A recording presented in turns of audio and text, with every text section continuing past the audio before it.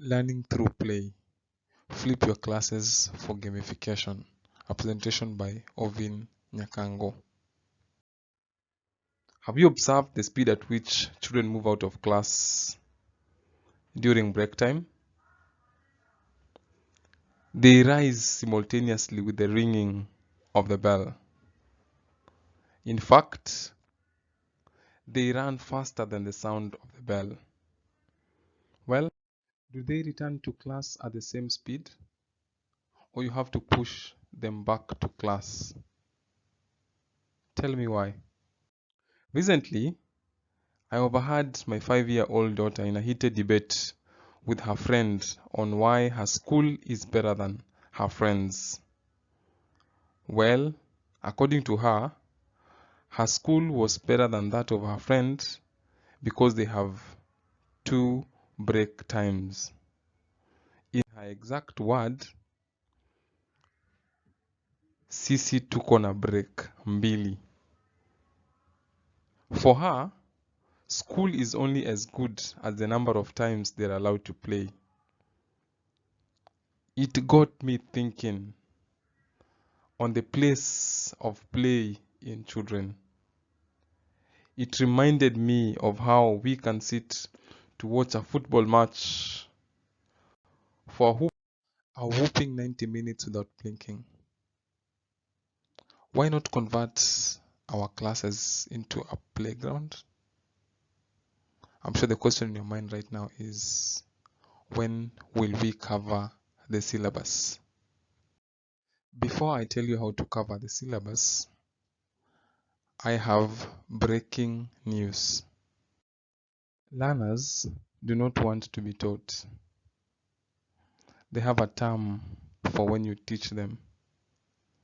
Boring. Today's learners do not want you to teach them, but they require a facilitator of the teaching learning process. Today, with the online classes, you are talking to yourself. Now, let me tell you the difference between a teacher and a facilitator. A teacher stands in front of the class and talk and talk and talk while learners sit comfortably on their chairs and sleep. Sorry, you call it listen attentively. A facilitator, on the other hand, allows students to do the work. A facilitator provides the resources, monitors the progress of the learners, and encourages them to solve problems or apply knowledge.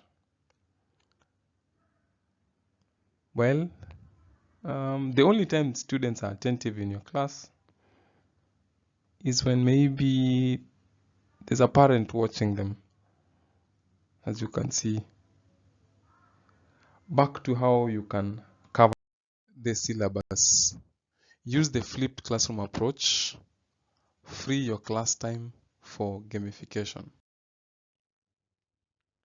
Flipped classroom, as the name suggests, is a pedagogical approach where homework is done in class and classwork is done at home. In a flipped classroom, content is delivered to students using a digital resource like a video as a pre-class homework, and the class time is freed for deep learning. In this model, what the teacher would have come to teach, that is lecture, is recorded or posted online for students to access at their own convenience, and class time becomes time for application and practice of skills and knowledge. I recently carried out a study on the use of the flipped classroom approach, and here are some of the responses of the participants. One does not get bored and fatigued compared to listening to the teacher speak the whole lesson. I think it's a good idea because one is active. One gets to understand better. Some students who are shy to ask questions can ask their fellow students and get to understand. It is more lively. I understand in a flipped classroom more. Why? Because no offense, but when there's a teacher and the teacher is apparently using a textbook, I really start dozing off to slumberland. So some of the comments of the learners after using the flipped classroom approach. So the primary motive of flipping a class and using videos for instruction is to provide additional time for in-class activities that can enhance learning performance. The activity in this case is a game based on the content that was flipped, thus gamification. Gamification refers to the use of game design elements and game thinking in non-game contexts. Extensive research has shown that adding simple game features can encourage non-motivated students to participate more in their own learning process and interact with others. Remember, we are dealing with digital natives. Bowman suggested that educators could use video games as a model for improving learning environments by providing clear goals, challenging students, allowing for collaboration. A simple example of a game that you can incorporate in your class after flipping content is Kahoot. Give learners content through either a podcast or a podcast or a reading material and prepare a Kahoot quiz based on the content.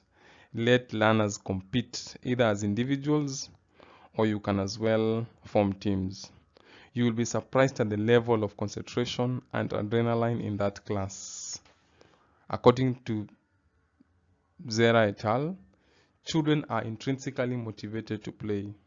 Consequently, playful experiences can provide deep understanding that will allow learners to link concepts and skills to different situations, thereby sparking new ideas.